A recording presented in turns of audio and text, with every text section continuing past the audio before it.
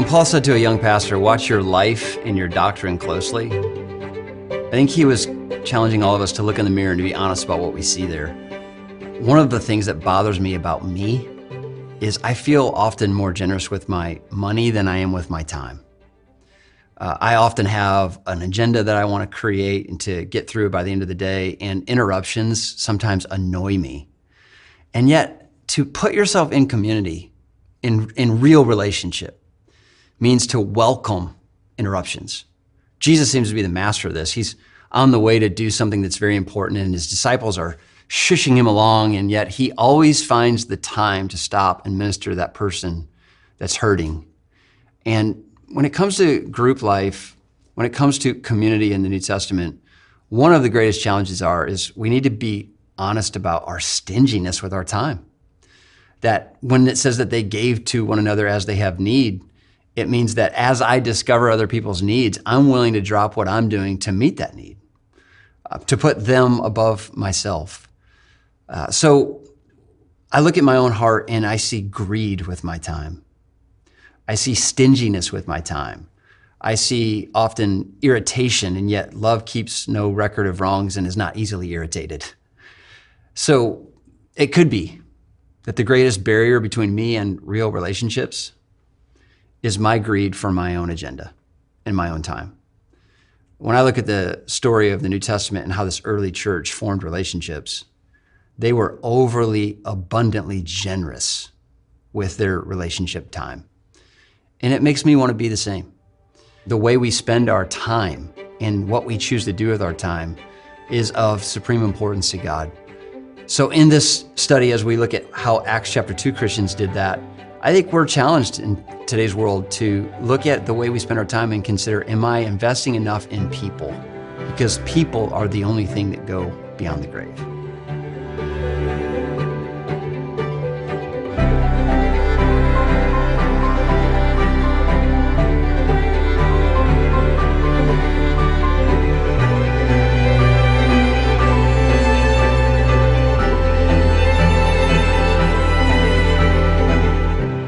In the anchor passage for together, Acts chapter 2, verse 45 says, they sold their possessions and property and distributed the proceeds to all as any had need. That's clearly a picture of financial generosity. And the story that I'm going to tell today from Jesus' parables also relates to money. But what I want to talk about today is relational generosity. I've noticed that people tend to be generous in different ways. There are certain people in my life that are very generous with their time.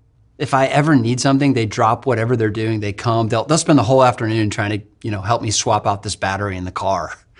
But they may not be as generous with their money. But there's others who are very generous with money. If you ever had a financial need, they would want to be a part of helping meet that need. But they may not be as, helpful with their time. And we can talk all day about generosity of money, and I'm sure you've heard that sermon. But today, what I really want to talk about is, how generous are you with your time?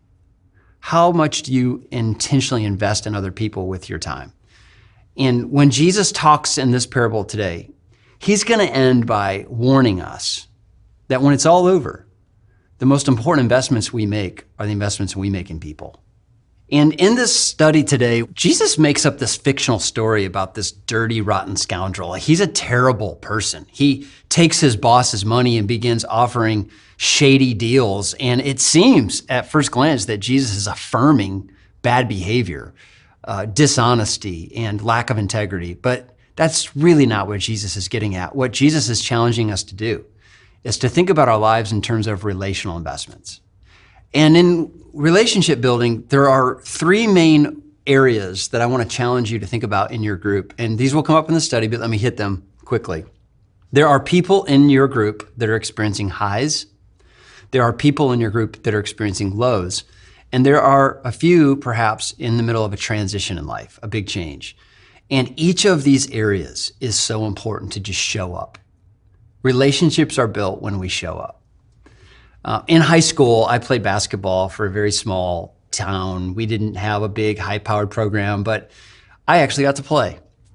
And I had this one game where, for whatever reason, every ball I threw up at the rim went in. I was on fire. I could not miss. I had 36 points. It was by far the best basketball game I ever played in my life. But you know what I remember from that day? My whole family was there. I specifically remember my older brother standing up in the stands and saying, "That's my brother." We underestimate how important it is to invest relationally in people by just showing up in their life. And that's why I think these three categories are so important. Romans 12:15 says to rejoice with those who rejoice and weep with those who weep. So right there we see there's highs and there's lows in life, and God intends for us to be there for people in both. Let's talk first of all about just being there for people in their high moments. I don't know about you, but I often look at my calendar and think, they don't really care if I'm there or not. They don't know. They're not even gonna know if I show up or not.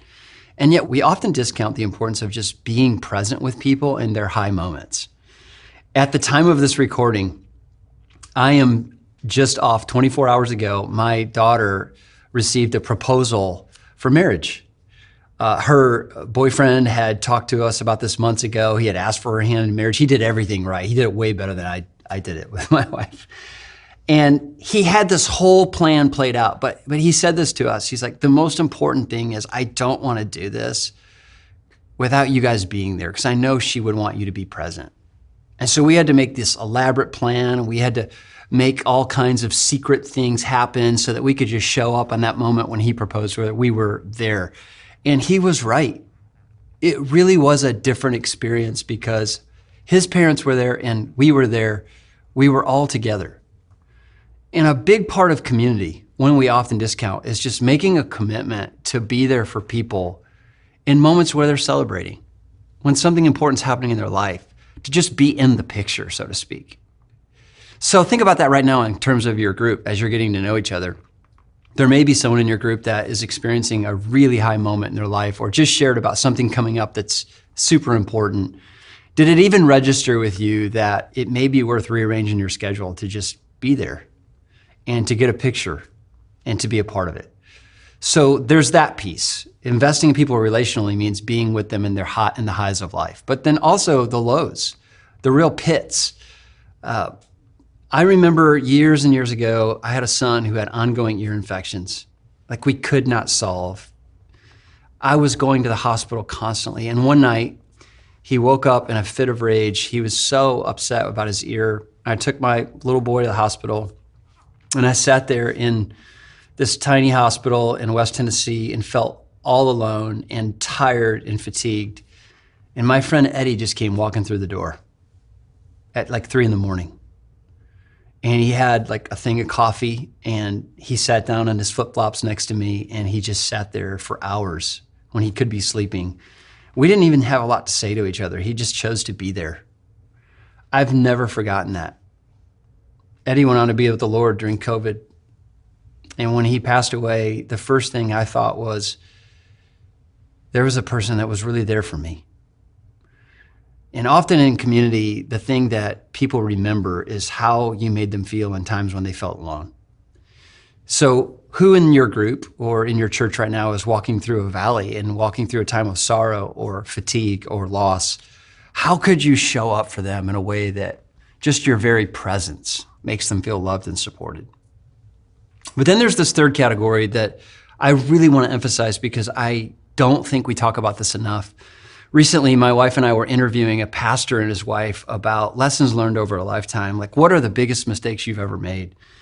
And this pastor's wife named Debbie, she said, I've learned to tend to goodbyes. And we're like, we've never heard that before. What do you mean by that? And she said, whenever we have left a church, when God's called us to another church, I have noticed like how much it hurt when we went through this transition, and people who we really loved never reached out. They never showed any concern. They never even continued to show up in our life after we had made the transition. And I've learned that as much as that hurt me, I want to be a part of the healing process for others who are in life transition. And so she said, I've learned to tend to goodbyes and to be more careful to be present with people as they say goodbye to me and they move on to other things.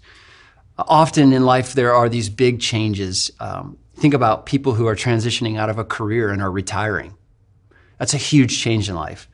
Or people who have lost a loved one, or person who has maybe just become a new parent and they're trying to transition into what it means to now, oversee the life of a little child. These big transitions that happen in life, it's often the place when we feel most alone. So if you were to make 3 categories, if I were to give you an index card and you were to make 3 categories, people going through highs, people going through lows, and people going through transitions, would you be able to populate a list, particularly people even in this group, and make a commitment to make sure that they don't walk alone? The reason I love preaching the parable of the dishonest manager is that in the end, Jesus says this: when you use your money to build relationships, you will one day show up in heaven and there will be people there to receive you because you invested in people and not into things that are passing. And so we might think of these as trivial things when we're showing up for people in the everydays of life, but that's really the seed that we spread so that one day there's this harvest. We walk into heaven and there's some people that would say, I don't know that I would have made it here had it not been for you.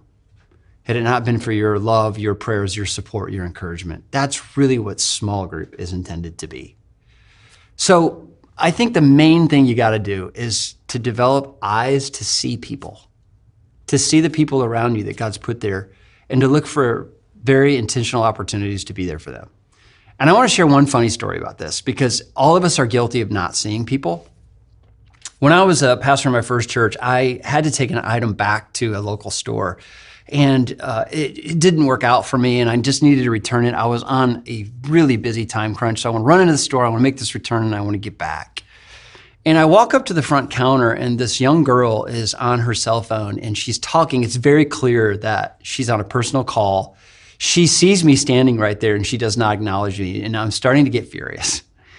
And the longer the conversation goes on with her friend, the more the speech is being prepared in my mind of how I'm going to let her know as soon as she hangs up that phone of how I feel about this moment. And so she hangs up the phone and immediately looks at me and she goes, oh my goodness, I love your sermons. I come to your church every Sunday. And she immediately begins to talk about this connection she feels with me because of the preaching ministry. And I praise God to this day that she got the first word in, because I did not see her as someone that could be a member of my church. I just saw her as somebody who was causing me additional hardship in my day. Until we learn to look at people as human beings and to consider what's going on in their lives, we continue to be egocentric, self-centered people. Small group is the place where we really can shed that desire to make life about us and to make it about other people. So in the highs and in the lows and the transitions of life, are you there for people? That's really the question.